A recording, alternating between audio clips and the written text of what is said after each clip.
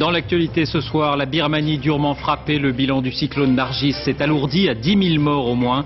La dictature militaire au pouvoir accepte de s'ouvrir à l'aide internationale. Encore un seuil symbolique pour le prix du pétrole. Le baril a dépassé pour la première fois les $120. Les experts ne voient aucune accalmie se dessiner.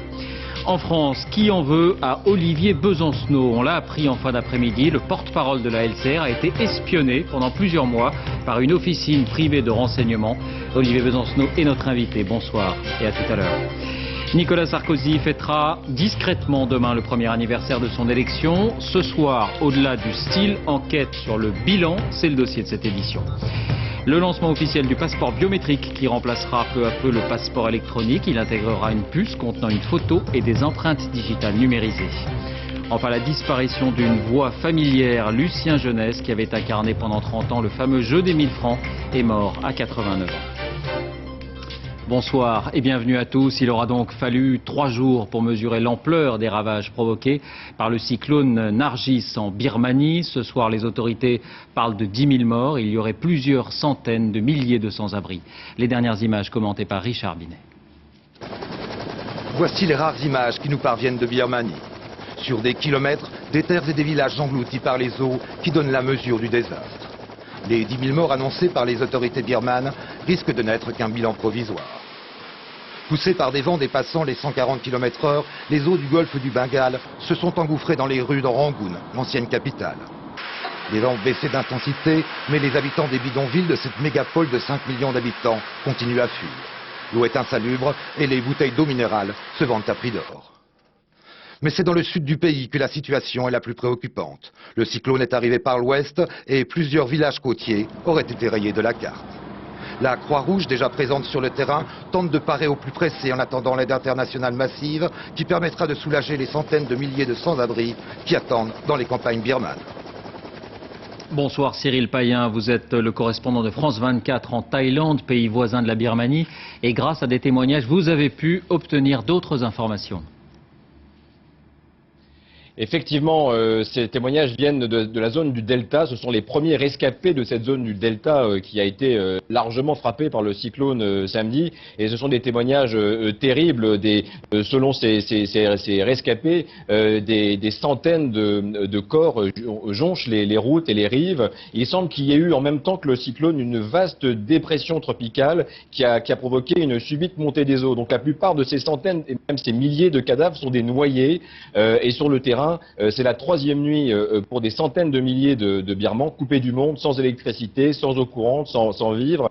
Et pour donner un état de la pénurie sur place, on dit cet après-midi qu'à Rangoon, des résidents ont commencé à boire l'eau du lac Inya, qui est le grand lac du centre de Rangoon. Donc on est vraiment dans une énorme catastrophe naturelle en Birmanie ce soir. Merci Cyril Payen. Il faut savoir que la Birmanie est l'un des pays les plus pauvres et les plus fermés du monde. Cette catastrophe intervient après la révolte des moines bouddhistes il y a 7 mois. Claude Sampère.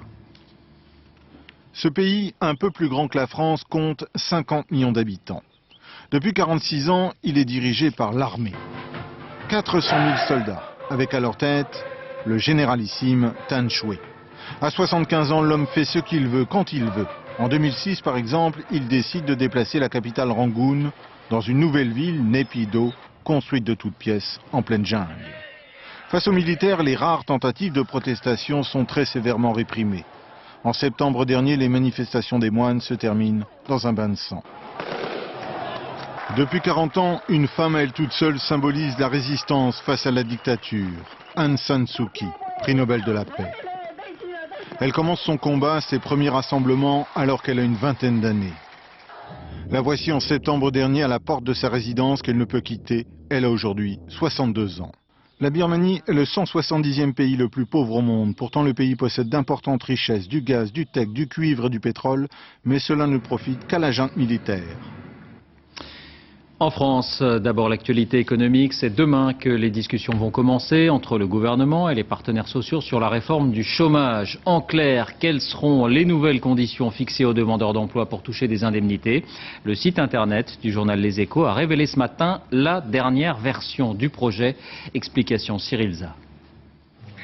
Dans le projet gouvernemental, l'offre raisonnable d'emploi est à prendre en compte au bout de 3 mois de chômage. À qualification égale, Le demandeur d'emploi devrait alors accepter une offre dont le salaire représenterait 95% de son ancienne rémunération. Au-delà de 6 mois, le chômeur devrait accepter un emploi rémunéré, cette fois-ci à 80% du salaire antérieur. Nouvelle condition, il doit pouvoir se déplacer dans une zone n'excédant pas 1 heure de transport en commun. Au bout d'1 an, le demandeur d'emploi sera obligé d'accepter un poste rémunéré à un salaire supérieur à l'allocation chômage qu'il perçoit, un peu plus de 57% de ce qu'il touchait précédemment. Enfin, le projet prévoit 2 nouvelles sanctions. 2 offres refusées entraîneraient une radiation de 2 mois et donc une suspension provisoire de l'allocation chômage. Des dispositions dont la ministre de l'économie débattra demain avec les partenaires sociaux. Et parallèlement à cette démarche qui concernera tous les chômeurs, une disposition particulière du plan banlieue de Fadela Amara est en train de voir le jour. L'État va demander à la NPE ou à des organismes privés de prendre en main les moins de 26 ans dans les quartiers sensibles pour les former aux entretiens d'embauche. En anglais, on appelle ça du coaching. L'expérience existe déjà. Reportage Jérôme Birmin, Bruno Giraudot. Il y a peu encore, mettre une cravate était pour lui impensable.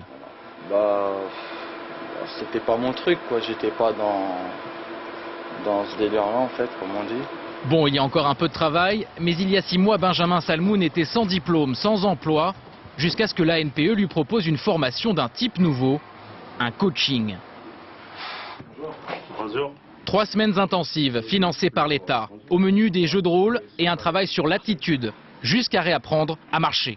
On essaye de trouver quelque chose de neutre, moins banlieue. Et en quelques semaines, Benjamin a trouvé un emploi, agent de sécurité, un CDI et un nouvel état d'esprit. Je m'habillais pas comme il faut, on va dire.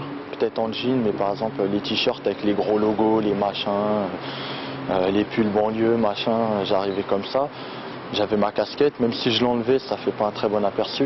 La façon de parler aussi, parce que ça m'a appris aussi à bien articuler, à avoir un accent un peu plus correct, on va dire. À 2 pas de ces quartiers où le chômage des jeunes tourne autour des 40%, voici la société de coaching citée en modèle. Ici, les mots de la réussite sont sur les murs, toujours à portée des regards. Les recettes de ce coach, un travail en équipe et un suivi minutieux des stagiaires. Des fois, je me dis c'est une grosse commande, je préfère lui demander de moi-même, j'y vais, je lui demande excusez-moi, vous pouvez jeter un petit coup d'œil. Je me suis peut-être trompée et il arrive. En 6 mois d'existence, 8 coachés sur 10 ont trouvé un emploi dans les semaines qui suivent.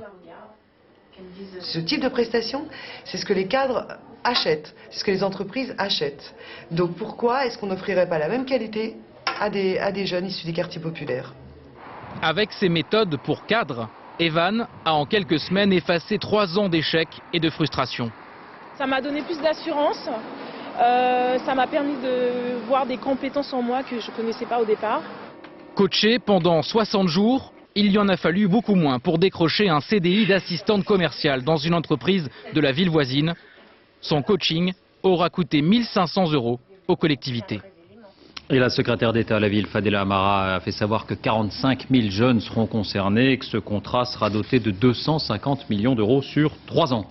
À propos d'emploi, sachez que DMC, l'un des derniers grands groupes textiles français, a été placé en redressement judiciaire, décision du tribunal de commerce de Paris.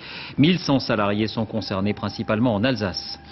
L'envolée sans fin du pétrole, le baril a franchi la barre des 120 $ aujourd'hui sur le marché de New York. Nouvelle hausse attribuée à des perturbations sur des sites de production au Nigeria.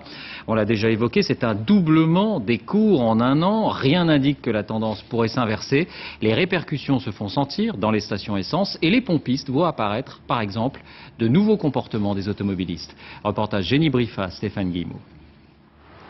À plus d'1,50 € le litre de sans-plomb, ils préfèrent arrêter les frais rapidement. Leur solution, des mini-pleins.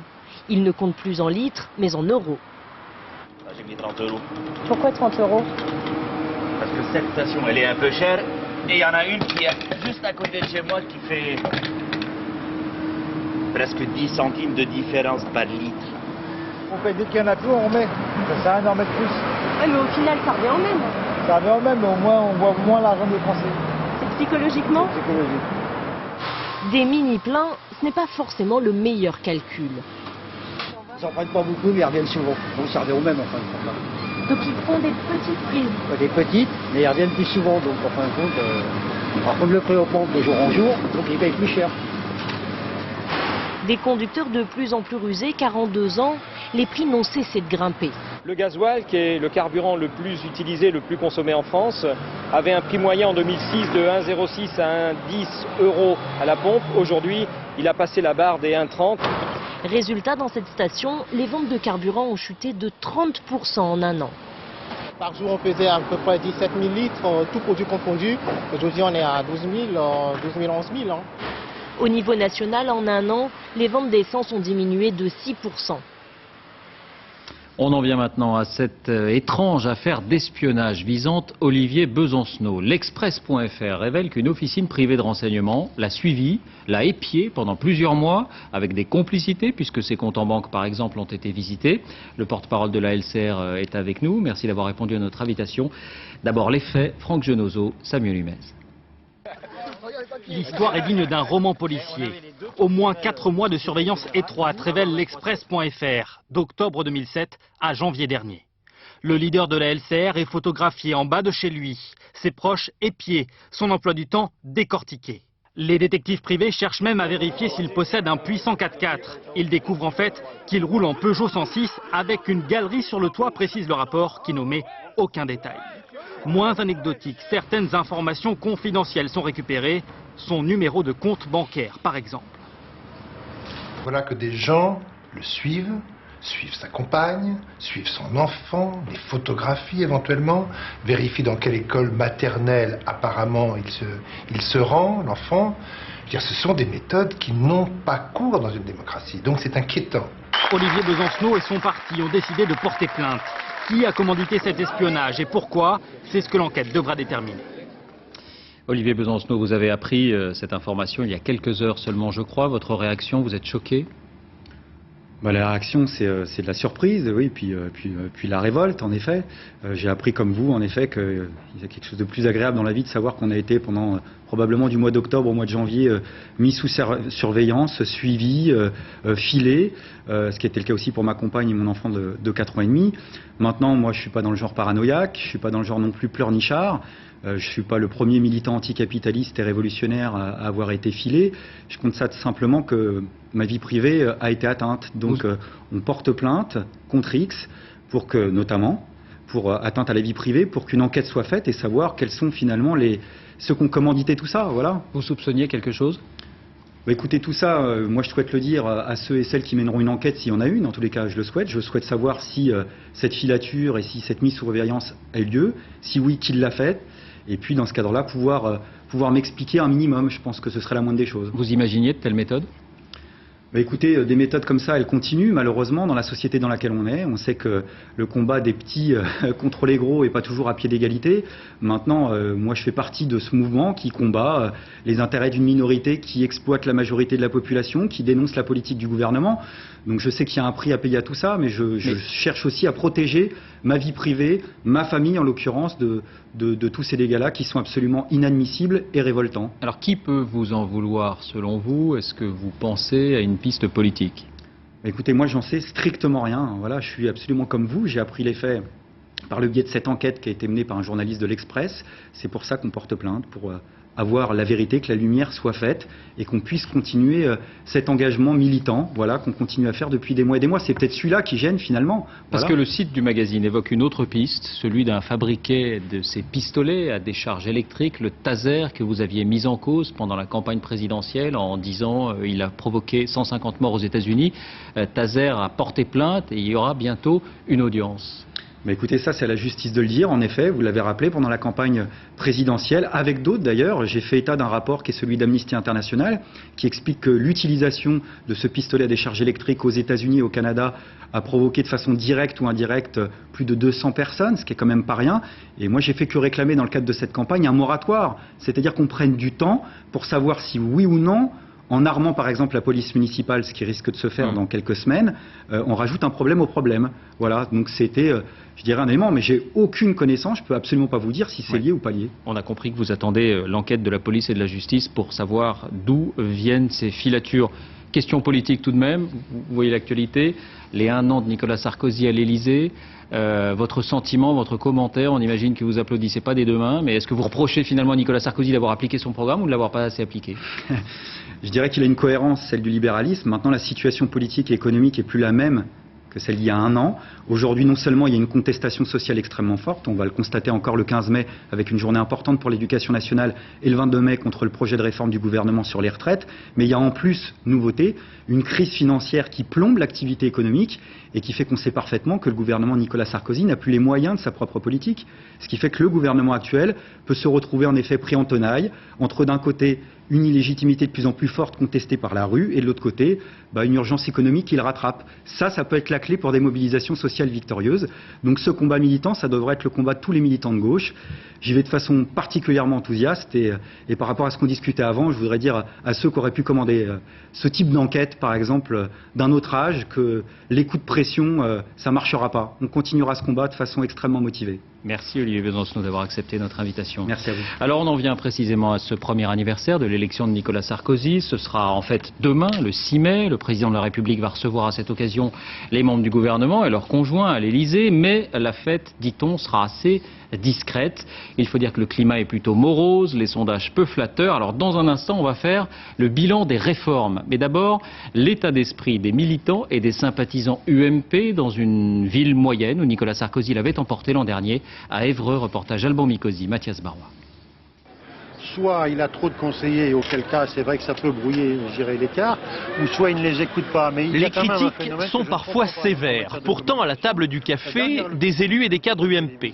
Dans ce fief jadis chiracien, l'électorat de droite accepte difficilement la méthode Sarkozy. Ce changement, je pense que les Français n'y étaient pas préparés. On a collé le mot réforme à tous les sujets. Ça passe pas quoi, et ça a beaucoup gêné les gens, notamment une catégorie d'âge, personnes relativement âgées. Il faut dire pourquoi on le fait, comment on le fait, quand on le fait. Évreux, 60 000 habitants. Il y a 1 an, la ville a donné une majorité à Nicolas Sarkozy.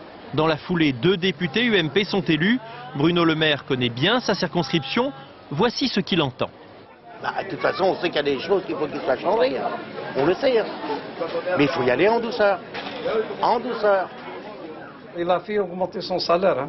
Oui, il n'a pas de problème. Il ne peut pas sentir le malheur des autres. Le pouvoir d'achat, thème central des critiques, surtout dans ce quartier populaire. La Madeleine, 15 000 habitants, chômage, précarité, quelquefois insécurité. L'an dernier, le candidat Sarkozy y a fait pourtant de très bons scores. L'électorat populaire est plus indulgent. Au début, c'était, je dirais, peut-être le côté blim-blim, mais maintenant, ça commence à s'améliorer. Alors là aussi, Bruno Le Maire argumente, mais surtout entend des critiques qu'il s'engage à faire suivre à l'Elysée. On est là pour aider le président de la République et le gouvernement à avancer. Un député qui n'aurait plus la liberté de parole, c'est un député inutile pour la majorité. Aux dernières municipales, Évreux a basculé à gauche. C'est l'opposition qui célèbre désormais les mariages. Quant à l'union de Nicolas Sarkozy avec la France, il est un peu tôt pour se prononcer. Pour expliquer la déception qu'on entend souvent, on a beaucoup parlé du style Sarkozy, de la manière d'exercer la fonction. Ce soir, nous évoquons le bilan des réformes. Quelles étaient les promesses? Quelles sont les réalisations? C'est le dossier de cette édition. Il est signé Alexandre Arcara. Je ne vous trahirai pas. Je ne vous mentirai pas. Je ne vous décevrai pas. 6 mai 2007, 6 mai 2008, 12 mois après, que sont devenues les promesses du candidat Sarkozy? L'UMP dénombre 55 réformes déjà réalisées. Voici les principales.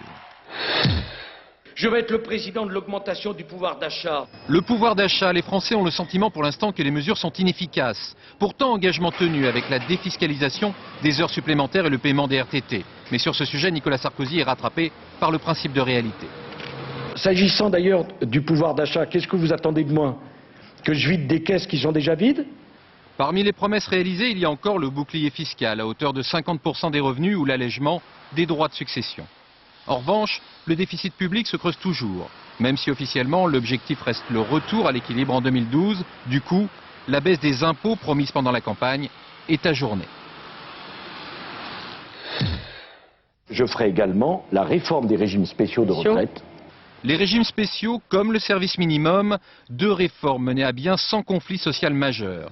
Et cela grâce à un dialogue social renouvelé, sans doute l'un des succès de cette première année du quinquennat. Au même moment, le revenu de solidarité active, comme le plan banlieue, sont ajournés faute de financement. Nous ne pouvons plus continuer à détruire notre planète. Pour le candidat Sarkozy, l'environnement figurait au rang des priorités. En termes d'affichage, Paris tenu, le Grenelle est une réussite. Les mesures concrètes, elles, se font attendre et provoquent même des blocages dans la majorité, comme sur le dossier OGM. Un fonctionnaire sur 2 à la retraite non remplacé, c'était la promesse. 1 an plus tard, la réforme avance. Le chiffre est déjà de 1 sur 3. Je veux des peines doublées pour les multirécidivistes. Là encore, c'était l'un des engagements forts de la campagne. Les peines planchées pour les récidivistes sont votées. La carte judiciaire est remodelée, mais au prix de manifestations de magistrats, d'avocats et d'élus.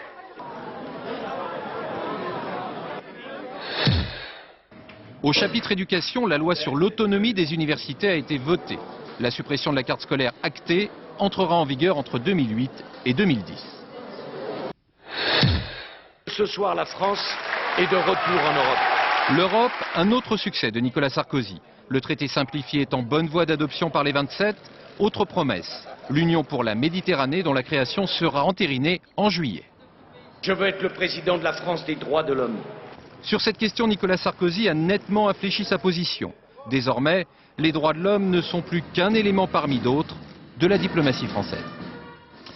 Le Parti socialiste a célébré à sa façon cette première année au pouvoir en lançant une campagne de tracts et d'affichage intitulée « 1 an de désillusion et de régression », campagne qui insiste notamment sur les problèmes de pouvoir d'achat. Pour le PS, les Français sont contraints de renoncer à des dépenses quotidiennes, image signée Franck Brisset. Et puis, un témoignage plus personnel cette fois, celui de la mère du président de la République, André Sarkozy, qu'on a vu plusieurs fois aux côtés de son fils ces 12 derniers mois. Elle s'est confiée à Richard Boutry de Oméga Télé, une télévision sur Internet. Michael Darmon. André Sarkozy, c'est un peu la première maman de France. Aujourd'hui, dans un entretien, elle revient sur les premiers pas de son fils à l'Élysée. Je me souviens que le jour de la passation des pouvoirs, ça a été marquant. Car c'était une fête de famille, il y avait le terrible protocole de l'Élysée. Et il a été, Nicolas, ce jour-là, très naturel, très à l'aise, pas du tout solennel. On a vu que le style changeait beaucoup. Il avait enlevé le caractère très solennel. Peut-être trop, les gens étaient un peu choqués au départ. Donc s'il y a une personne qui n'a pas été surprise par le tempérament présidentiel, c'est bien elle. D'où l'indulgence à propos de l'incident au Salon de l'Agriculture. C'est parce qu'il est très franc et très naturel qu'il est comme ça. C'est regrettable que le président de la République emploie un gros mot, mais ça ne me paraît pas dramatique. Cette ancienne avocate n'a pas sa langue dans sa poche. Désormais, sa seule plaidoirie, c'est pour défendre le bilan du président, malmené dans les sondages. C'est la règle de tous les présidents. Hein. Ils sont tous une chute libre après. Et là, quand on lui demande, quand on lui parle de ses réformes, enfin attendez, il a encore 4 ans. Je trouve qu'il a pas mal emmanché tout ça tout de même. Après le divorce présidentiel, André Sarkozy ne souhaitait pas voir son fils se remarier. Mais le bilan de la nouvelle épouse est jugé très positif. Carla est une fille qui réunit un nombre de qualités tout de même assez exceptionnelles. Elle est très belle, très intelligente, très drôle et très gentille. C'est déjà un bilan pour une bonne femme, hein. Nicolas Sarkozy a emmené sa maman en voyage une seule fois, c'était en Chine. À cette époque, il était encore célibataire. J'ai dit d'ailleurs à Carla, j'ai été première dame pendant 15 jours seulement à cause de vous. Et vous pourrez voir l'intégralité de cet entretien sur Oméga Télé demain à partir de 15 h. À l'étranger, de nouvelles émeutes liées à la pénurie alimentaire. Cette fois en Somalie, à Mogadiscio, les commerçants n'acceptent plus certains moyens de paiement. L'armée gouvernementale a tiré sur la foule.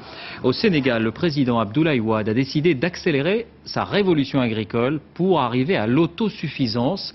Il se donne 6 ans pour y parvenir, en particulier en favorisant la culture du riz. Reportage Dominique Derda, Frédéric Guiraud. Au Sénégal comme ailleurs, le malheur des uns fait souvent le bonheur des autres. Avec la hausse spectaculaire du prix du riz sur le marché mondial, ces cultivateurs du bord du fleuve n'ont jamais aussi bien gagné leur vie. Au printemps, par chance, on a pu acheter de l'engrais à un prix subventionné. Alors on va pouvoir faire 2 récoltes, une pendant la saison sèche, une autre après la saison des pluies. Cette coopérative qui regroupe près d'1 millier de riziculteurs est l'exemple le meilleur sans doute de ce que le Sénégal voudrait faire pour parvenir à l'autosuffisance alimentaire d'ici 2015. Un pari ambitieux, mais le pays ne manque ni de terre, ni d'eau, ni de soleil. Des atouts non négligeables pour relever un tel défi. Abdoulaye Wade ne s'y est pas trompé. Lui qui n'est jamais à court d'idées vient de lancer sa grande offensive agricole pour la nourriture et l'abondance. Rien de moins.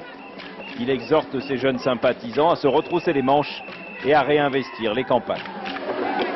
On vous donnera des terres irriguées. On vous donnera le moyen d'irrigation. On vous donnera des équipements. Pour remporter cette bataille, le président sénégalais a décidé d'employer les grands moyens. 15 000 hectares sont actuellement, comme ici, aplanis, nivelés et entourés de digues avant d'être attribués par une commission spéciale à des agriculteurs du nord du Sénégal. Ce qu'il faut, c'est d'augmenter les superficies aménagées pour le riz. Si les moyens financiers existent, il n'y a pas de raison donc qu'on ne puisse pas atteindre l'autosuffisance dans des délais très raisonnables. Une vision bien optimiste, car à raison de 6 tonnes de riz à l'hectare cultivé, même avec 2 récoltes par an, il faudrait multiplier par 3 la production totale pour arriver aux 800 000 tonnes que consomme chaque année la population sénégalaise. On en est encore bien loin, mais la volonté politique désormais est là et ça, c'est nouveau. Et ce soir, Mots Croisés revient sur les émeutes de la faim. Comment nourrir la planète? C'est l'intitulé du débat à suivre autour d'Yves Calvi à partir de 23h15. En France, le lancement officiel du passeport biométrique. Il remplacera peu à peu le passeport électronique. Le décret a été publié hier. Les premiers documents seront distribués à l'automne. Ils intégreront donc une puce contenant une photo et des empreintes digitales numérisées. Zindine Boudaoud, Christophe Vignal. Une photo numérisée et des données personnelles comme vos noms, prénoms, adresses ou encore la couleur de vos yeux stockées dans une puce électronique. Le nouveau passeport ressemblera à l'actuel, à une chose près, les empreintes digitales de 8 de vos 10 doigts seront également enregistrées. Pour ces passagers français qui s'envolent pour les États-Unis, ce nouveau document encore plus sécurisé semble être source de progrès. Je pense que ce passeport va faciliter les voyages. Nous venons d'en faire un, mais c'est encore l'ancien modèle. On sera répertorié et on n'aura pas à passer une douane chaque fois qu'on donnera le passeport. Je trouve ça toujours un peu désagréable d'avoir ce genre de données stockées quelque part. Les 27 pays de l'Union européenne s'étaient engagés auprès des États-Unis à créer ce nouveau passeport sécurisé. En octobre, 5 départements tests seront équipés de machines qui enregistreront gratuitement vos photos et vos empreintes. Commencera alors la fabrication de ces nouveaux passeports. Le système sera généralisé à l'ensemble du territoire en juin 2009. Prix du nouveau document 60 € comme aujourd'hui. Vos passeports actuels restent valables jusqu'à la fin de leur période de validité. Une opération coup de poing des pêcheurs de cabillaud à Boulogne-sur-Mer. Ils ont déversé le chargement d'un camion néerlandais qui transportait selon eux du cabillaud de trop petite taille sous la maille légale. La gendarmerie maritime, elle, a estimé qu'il était en grande majorité réglementaire. Les vacances sont passées pour 2 zones sur 3 et les manifestations reprennent. Des défilés sont attendus dans plusieurs grandes villes demain, des défilés de lycéens.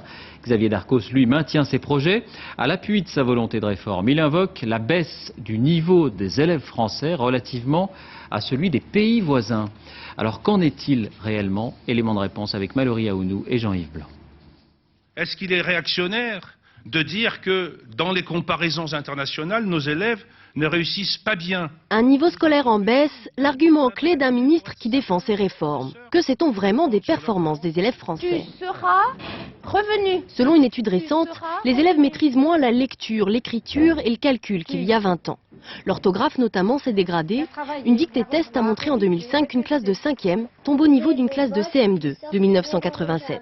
D'accord. La plupart du temps, on prend des critères qui correspondent au programme scolaire passé. Or, on sait que les programmes évoluent et qu'aujourd'hui, on va demander à des élèves des connaissances et des compétences qui n'étaient pas demandées il n'y a serait-ce que 20 ans ou 30 ans. Donc la comparaison est très difficile. Quant à la comparaison internationale, l'enquête Pearls juge la capacité de lecture des élèves de CM1. Sur 21 pays européens, loin derrière le Luxembourg, l'Allemagne ou la Bulgarie, la France se classe seulement 16e. Peu glorieux, mais stable par rapport à 2001. L'étude PISA, elle, s'intéresse aux élèves de 15 ans. Sur 30 pays de l'OCDE, les Français moyens se classent 19e en sciences, 17e en mathématiques et à l'écrit. Surtout, la proportion d'élèves en difficulté est passée de 15 à 22% en 6 ans. on pourrait dire que la performance stagne. Le seul indice un peu inquiétant, c'est cette légère augmentation d'élèves en difficulté. Si cette tendance perdure dans les 20 prochaines années, on pourrait voir cette fois-ci une baisse de performance. Depuis 20 ans, la dépense par élève n'a cessé d'augmenter. Xavier Darcos s'entend la réduire. Pour améliorer les résultats, il devra donc le faire sans pénaliser les plus fragiles. L'environnement avec le succès des 2 roues écologiques. De quoi s'agit-il? D'un vélo à assistance électrique. Il est l'un des moyens de locomotion qui émergent. 10 000 exemplaires vendus l'an dernier. Gilles Marinet, Arnaud Wust l'ont testé pour nous. Voici leur reportage. Ce n'est pas un col du Tour de France, mais la côte est sévère. D'ordinaire, dans cette rue de Paris, les cyclistes sont à la peine, mais certains, depuis peu, affichent une aisance étonnante. Le secret est là, dans ces trous. Un moteur électrique alimenté par des batteries installées sur le porte-bagages. Autonomie de ce modèle, 50 km. Vous avez la possibilité de retirer la batterie pour laisser votre vélo dans votre garage, monter la batterie chez vous et la recharger plus facilement. Attention, le pédalage en continu reste obligatoire pour faire fonctionner l'assistance électrique. Mais l'effort est considérablement diminué. Alors, c'est très agréable. Très agréable à conduire. L'assistance, je dirais que ça aide beaucoup, surtout pour des gens qui, comme moi, ont mal aux jambes. Pas d'immatriculation ni d'assurance nécessaire pour ces vélos dont la technologie ne semble pas contraignante. Ouais. Même entretien qu'un vélo classique. Donc la partie électronique ne demande aucun entretien. Vous n'avez pas opté pour le scooter? Ah non, parce que ça c'est pas polluant. Bon, ça a un côté écologique qui me plaît bien. Des cyclistes soucieux d'environnement, mais aussi d'un certain confort. J'aurais pu opter pour le vélo, mais c'est plus un problème. Je suis en costume, j'ai pas envie d'arriver en sueur ou en nage au travail. Techniquement au point, le vélo électrique a tout pour s'imposer, si ce n'est son prix actuel, 1 500 € en moyenne, pour les modèles pouvant parcourir 50 km. La santé avec la deuxième phase de la campagne d'information sur la contraception. Elle est plus particulièrement destinée aux moins de 20 ans et vise à réduire le nombre d'interruptions volontaires de grossesse. 3 spots télévisés sont diffusés jusqu'au 25 mai. Florence Bouquilla, Virginie Travers. Natacha a 19 ans. C'est une jeune fille épanouie et moderne. Elle est salariée, a un petit ami depuis longtemps et depuis quelques mois fait très attention à sa contraception car Natacha a dû avorter l'an dernier. J'avais oublié de prendre une pilule un jour. Le lendemain, je l'ai reprise, celle que j'ai oubliée, puis j'en ai repris une deuxième. En plus de ça, une pilule du lendemain, mais ça n'a pas fonctionné puisque 2 semaines après, j'ai appris que je suis tombée enceinte. Un médecin lui prescrit alors une pilule abortive, mais cet avortement est un souvenir douloureux. Je pense que c'est très très difficile. Ça fait mal au cœur. Ça fait très mal au cœur, oui. 206 000 IVG par an, le nombre d'avortements en France est stable depuis 30 ans. Mais l'interruption volontaire de grossesse est en augmentation chez les mineurs et les moins de 20 ans. Pourquoi? Peut-être parce que, comme Natacha, une femme sur 5 oublie de prendre sa pilule au moins une fois par mois. Allô, le planning, bonjour. Pour le planning familial, c'est bien la preuve que la pilule n'est pas forcément le contraceptif le mieux adapté à la femme. Nous avons décidé de sortir, si je peux dire, du tout pilule et de proposer tout un échantillonnage de méthodes qui existent maintenant, le timbre, l'anneau, l'implant, une piqûre, un stérilet, un diaphragme. S'adresser d'abord aux jeunes, c'est ce que souhaite le ministère de la Santé qui diffuse des spots d'information sur la contraception. Tu connais la contraception d'urgence? T'as un mec? C'est pas ça que je te demande. Non mais sans rigoler, tu l'as fait? Mais t'es lourde, je te pose une question et tu réponds par une autre question. Vas-y, dis qui c'est? Laisse-la faire, je te dis. Un spot pour inciter les jeunes à s'adresser aux bons interlocuteurs. La disparition d'une voix familière, Lucien Jeunesse, qui avait animé et incarné pendant 30 ans le fameux jeu des 1000 francs, est mort. Il avait 89 ans. Jean-François Firet, Virginie Travers. Son sens de la formule a fait sa renommée, celle du jeu des 1000 francs. Bonjour. Lucien Jeunesse, une voix qui accompagne pendant 30 ans le déjeuner des auditeurs de France Inter. De qui est ce roman, Ces dames au chapeau vert? Oh, mais qui sont forts, hein? Avec ce banal jeu de questions-réponses, l'animateur traverse la France, chaque jour la valise à la main. Il fut une époque où on faisait aujourd'hui Paris, demain Auch, après-demain Antibes et le troisième jour Strasbourg. Ce qui était très fatigant, et également pour l'estomac, parce qu'entre le foie gras, la bouillabaisse et la choucroute, il faut quand même être solide, voyez-vous. Quand il en prend les commandes en 1965, le jeu des 1000 francs fait encore partie du programme du cirque Pinder. Il le sort de son chapiteau un an plus tard pour l'amener dans les salles des fêtes et dans les endroits les plus incongrus. En tournée dans notre région, le célèbre jeu des 1000 francs qui fait les beaux jours de France Inter a été enregistré pour la première fois à bord d'un sous-marin. Lucien Jeunesse connaît le succès, mais pas celui qu'il espérait. Car l'homme de radio se sent avant tout artiste. Dans les années 50, il est d'abord acteur, puis chanteur d'opérette. Il n'y a pas besoin de faire un nœud à votre mouchoir pour vous rappeler. Mais la mode est au yéyé. Bon gré mal gré, il accepte la proposition de l'ORTF. C'était un moyen de rester dans la lumière. En plus, il était en scène, il faisait un vrai spectacle. Et pour lui, c'était le bonheur il y avait plus de 3 coups, mais il y avait le public. Je suis très touché, là. En 1995, Lucien Jeunesse décide brutalement d'arrêter le jeu des 1000 francs. Depuis, il n'était apparu que rarement à la télévision. Il disait ne pas vouloir revenir sur le passé. Et à demain, si vous le voulez bien. En bref, le décès également de l'écrivain Frédéric Fajardy, auteur d'une trentaine de romans policiers et historiques. Il avait notamment écrit La Nuit des Chabotés. Il avait 60 ans. Une image de sport, Bordeaux relance le championnat à la surprise générale en l'emportant hier soir à Marseille 2-1. Mamadou Niang avait ouvert le score pour l'OM, égalisation de Wendel pour Bordeaux sur ce coup franc, puis but victorieux de Ducasse dans les arrêts de jeu, d'une frappe puissante. Du coup, Bordeaux revient à 2 points de l'Olympique Lyonnais, à 2 journées de la fin. Il y a encore du suspense. L'OM pointe à la 4e place. Avant de refermer ce journal, je vous en rappelle 2 des principaux titres. D'abord, la Birmanie, durement frappée. Le bilan du cyclone Nargis s'est alourdi à 10 000 morts au moins. Il y aurait plusieurs centaines de milliers de sans-abri. La dictature militaire au pouvoir accepte de s'ouvrir à l'aide internationale. Et puis, qui en veut à Olivier Besancenot, le porte-parole de la LCR, on l'a appris en fin d'après-midi, a été espionné pendant plusieurs mois par une officine privée de renseignement. Sur ce plateau, il nous annonçait tout à l'heure qu'il déposait plainte.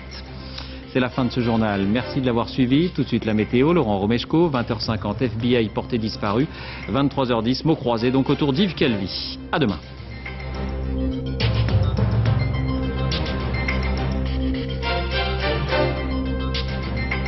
L'info en continu, c'est aussi sur France2.fr.